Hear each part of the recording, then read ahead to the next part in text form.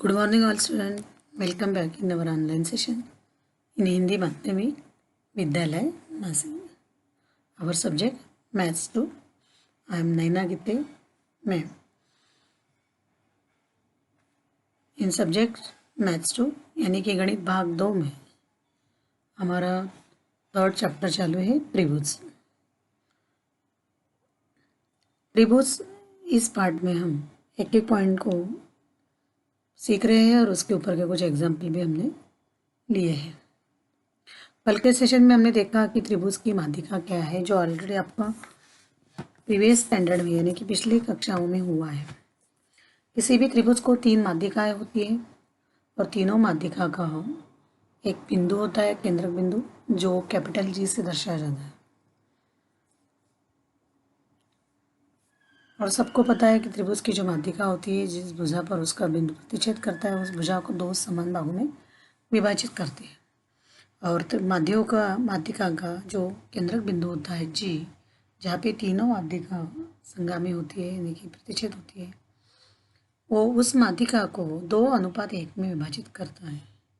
Suppose त्रिभुज ABC में AD यदि कोई एक माध्यिका है और जी उसका केंद्रक बिंदु है सभी माध्यिका का, तो AD AG और GD में विभाजित हुआ है, तो AG और GD इनमें अनुपात होगा 2:1।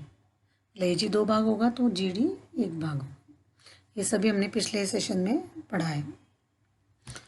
उसके साथ हमने जैसे जैसे हमने पॉइंट लिया था, जैसे कि समद्विबाहु त्रिभुज का प्रमेय, ये भी प्रमेय हमने लिया था। उसके आधार पर हमने प्रश्न संग्रह में से पहला एग्जाम्पल 3.3 का हल किया था, जो समद्विबाहु त्रिभुज का प्रमेय के आधार पर होता। मैंने समद्विबाहु त्रिभुज प्रमेय आपका लिया और उसके ऊपर प्रश्न संग्रह 3.3 का उदाहरण को भी पहला उदाहरण हमने हल किया। फिर मैंने आपको माध्यिका समझाई, समकोण त्रिभुज में माध्यिका कर्ण से आधी होती है, ये भी समझाया। उसके ऊपर और एक एग्जाम्पल हमने देखा था। तो आज हम वापस 3.3 में के बचे हुए कुछ एग्जाम्पल को यहाँ पे हल करेंगे। तो चलो आज के सेशन को हम शुरुआत करते हैं। आपके सामने प्रश्न संग्रह 3.3, उसमें से हमने पहला और दूसरा हल किया था ऑलरेडी।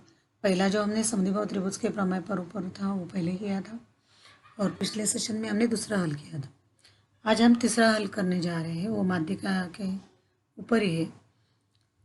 क्या है देखते हैं। त्रिभुज PQR में कोण Q बराबर 90, PQ बराबर 12, QR बराबर 5 तथा QS यह भुजा PR की माध्यिका है। तो QS का मान आपको ज्ञात करना है। अभी Q 90° दिया है, इसका मतलब त्रिभुज PQR एक 90° है। तो हमें एक समकोण त्रिभुज की आकृति बनानी पड़ेगी, जो ऑलरेडी दिया है किताब में। देखो ये PQR यह एक समकोण त्रिभुज है। QS उसकी माध्यिका है जो कर्ण पर लंब है। कर्ण पर क्या है? लंब है, राइट। इस कर्ण पर लंब है। अभी समकोण त्रिभुज में कर्ण पर लंब वाली जो माध्यिका होती है, उसका गुणधर्म को मैंने पिछले सेशन में सिखाया कि उसकी लंबाई जो होती है माध्यिका की कर्ण से आधी होती है, कर्ण के लंबाई से आधी। यानी कि इस त्रिभुज में आप देख रहे हैं PR अगर 10 होगा तो QS की लंबाई 10/2 5। यहाँ पे हमें PR की लंबाई दी नहीं है, दी है क्या आपको? नहीं, हमें PQ दिया है 12, QS दिया है 5। तो इसके आधार पर प्रथम हम PR की लंबाई निकाल लेंगे। हमें वो पूछा नहीं है, लेकिन हमें ज़रूरत है क्योंकि QS की लंबाई उस कर्ण से आधी हो रही है, तो हमें कर्ण का मान ज्ञात करना जरूरी है। तो ये समकोण त्रिभुज में हमें PQ और QI लंबा भुजा है, इसका मतलब हम यहाँ पे समकोण त्रिभुज में पाइथागोरस लगा सकते हैं। चलो उदाहरण को हल करते हैं। त्रिभुज PQR में त्रिभुज लगाया गया है यहाँ पे चिन्ह से, या आप शब्दों में लिखो। त्रिभुज PQR में कोण PQR 90° यानी कि Q कोण 90° है। तो पाइथागोरस प्रमेय से PR का वर्ग बराबर PQ वर्ग प्लस QR का वर्ग। PR का वर्ग बराबर, मतलब कर्ण का जो वर्ग होता है, ये आपको गुणधर्म पता है, वो उनके लंब भुजाओं के वर्ग के योगफल के बराबर। PQ और QR दोनों लंब भुजा, इन दोनों का वर्ग का योगफल हो गया।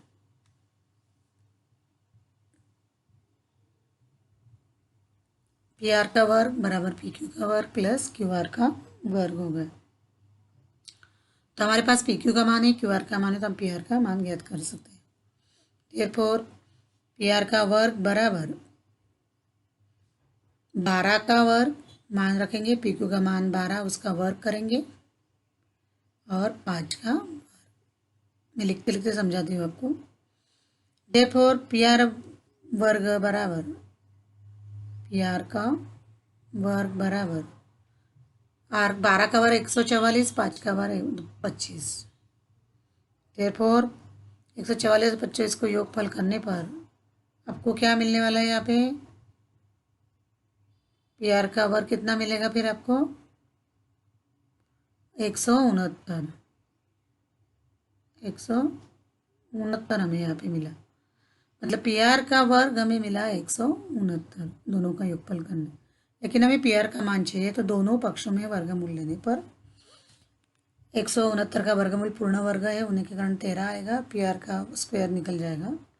Therefore you get P R बराबर 13।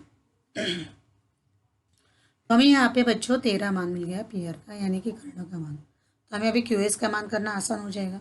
ओके, तो हमें गुणधर्म पता है, वही गुणधर्म हमें यहाँ पे लिखना है। किसी भी समकोण त्रिभुज में कर्ण पर खींची गई माध्यिका की लंबाई कर्ण से आधी होती है, उसका उपयोग करेंगे। क्यू एस बराबर 1/2 पी आर, 1/2 पी आर लिखा मैंने। क्यू एस बराबर 1/2 पी आर। पी आर का मान डालते हैं हम इधर पर। क्यू एस बराबर 1/2 गुणा में 13, 1/2 गुणा में 13 हो जाएगा। 2 से 13 को अगर भाग जाएगा, पूर्ण भाग तो जाने वाला नहीं है, 6.5 आएगा। कितना आएगा हमें? 6.5, क्योंकि 2 से अगर हम भाग करेंगे, 2 एकम 2, एक रहा यहाँ पे, 12 को भाग देंगे, 2 सकम 12, बचा है 1, दशमलव चिन्ह लिया यहाँ पे हमने, 1 मिला, 10 हो गए, 2 5 10। तो हमें 6.5 माध्यिका की लंबाई मिलेगी हमें, 6.5 इकाई। यहाँ पे कुछ भी दिया नहीं है मान, 2 5 10। तो क्यू एस बराबर कितना मिला फिर हमें? 6.5 इकाई। जब सेंटीमीटर मीटर नहीं दिए होगी तो आपको सिर्फ इकाई लिखना है यहाँ पे।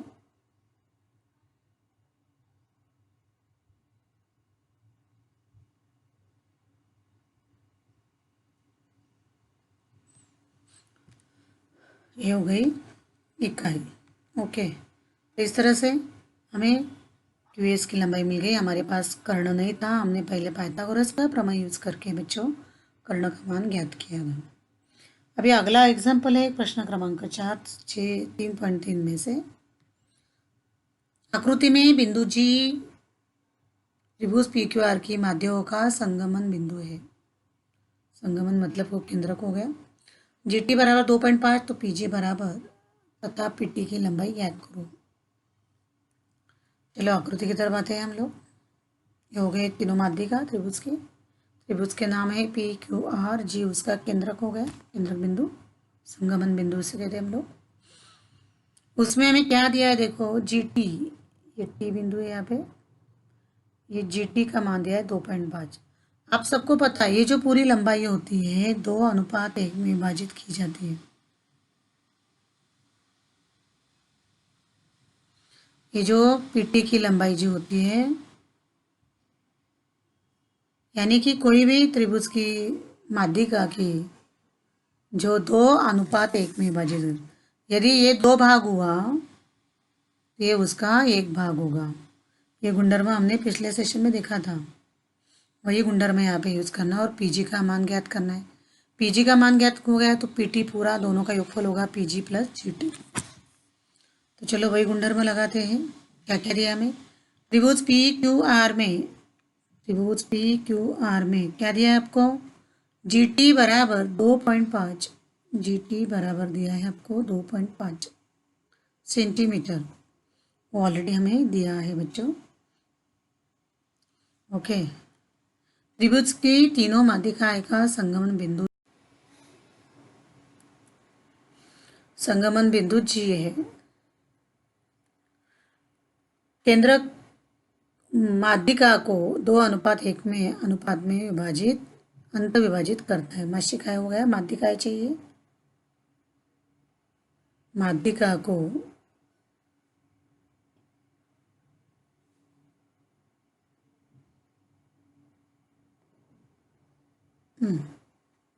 केंद्रक माध्यिका को 2:1 में अंत विभाजित करता है। तो PG अपॉन GT अनुपात लेना है, मतलब उनका बट्टे में लिखना है आंसर हर के। PG का GT के साथ अनुपात, PG अपॉन GT अनुपात 2:1 में विभाजित करता है। तो मान लिखते हैं हम लोग PG अपॉन GT बराबर 2:1 होता है। लेकिन हमें GT का मान पता है, GT का मान पुटअप करते हैं हम यहाँ पे ला। PG अपॉन 2.5 बराबर 2/1।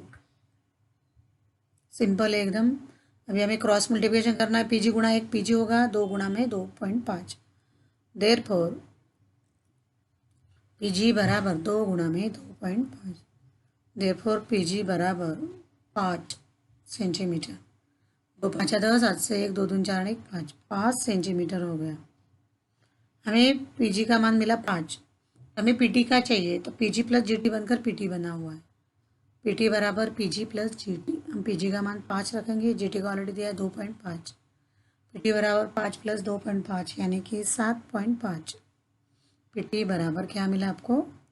7.5 7.5 सेंटीमीटर हो गए। कितने हो गए? 7.5 हो गई। PG की लंबाई 5 तथा PT की लंबाई होगी 7.5 हो गई। तो इस तरह से आपको किसी भी माध्यिका के संबंध में मान दिया होगा तो आप फाइंड कर सकते हैं। जैसे यहाँ पे मैंने एस बिंदु नाम दिया तो QS माध्यिका हो गई।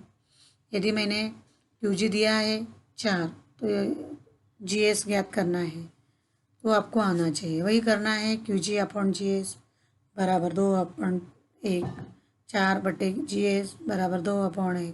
क्रॉस मल्टीप्लिकेशन करना है। इस तरह से आपको मान ज्ञात करना है। यहाँ पे हमने एक ही माध्यिका की बात की थी, पूछा था हमें, वही निकाला।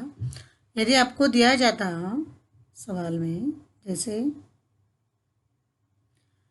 PT की माध्यिका थी, यदि हमारे पास QS ये दूसरी माध्यिका होती, फॉर एग्जांपल के लिए मैं समझा रही हूँ आपको, QS एक माध्यिका होती तो उनका संगमन बिंदु के बराबर क्या होगा? देखो, QS माध्यिका होगी QG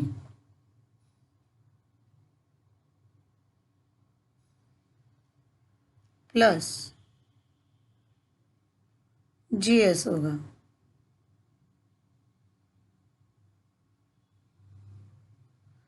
हाँ, यदि आपको QG दिया जाता,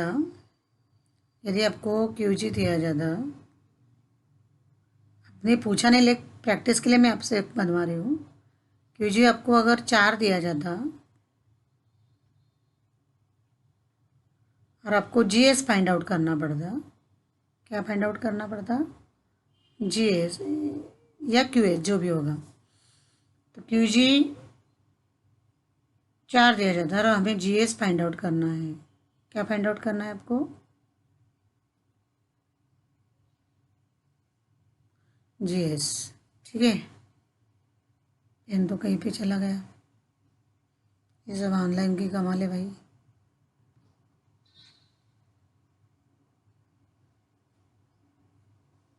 have to find out GS। Okay, तो हम क्या करेंगे? यहाँ पे 2:1 में विभाजित करती है, मतलब हमारा अनुपात होगा QG अपॉन GS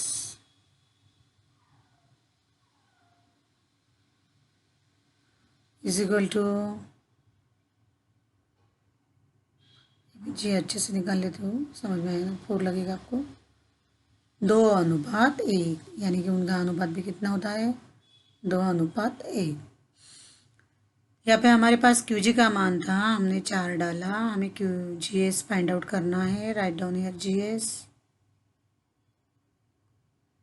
अच्छे से निकालो भाई। इज इक्वल टू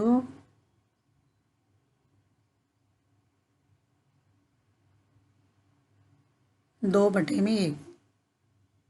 अभी हम क्रॉस मल्टीप्लिकेशन यदि करेंगे तो जी एस, यहाँ पे क्रॉस मल्टीप्लिकेशन पे मिलेगा जी एस गुणा में क्या होगा, 2 होगा। जी एस गुणा में क्या होगा, 2 होगा बच्चों। वापस मैं पेन ले रही हूँ, इरेज किया था मैंने। जी एस बराबर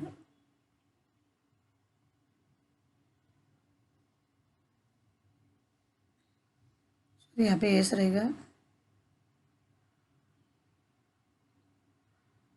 जी एस गुणा में 2 बराबर 4 गुणा में 1 मतलब 4 ही होगा। ओके, जी एस फाइंड आउट करना है तो हम ऐसे मोरल भी बता सकते थे, 2 दूनी 4 1 होता। जी एस बराबर 2 गुणा में पक्षांतर कर दो, 4/2 हो जाएगा। जी एस बराबर 4/, ये 2 हो गया, 2 एकम 2, 2 दूनी 4 हो जाएगा। अगर 6 लेते तो 2 तिया 6 होता, 8 लेते तो 2 चौक 8 होता। तो हमें जी एस कितना मिला बच्चों, जी एस का मान मिला हमें 2। हमें पूछा नहीं था, मैंने ऐसे ही आपको समझाने के लिए निकाला था 2। यदि आपको क्यू एस पूछा जाता तो फिर आप 4+2 यानी कि ये 4+2, सॉरी 4+2 6 यहाँ पे मान निकाल दो। इस तरह से अपने मन से आप लिया करो और आधे रुत निकालो और माध्यिका का अनुपात 2:1 में विभाजित करके किसी एक का मान डालकर आपको और दूसरे का मान डालो। Thank you.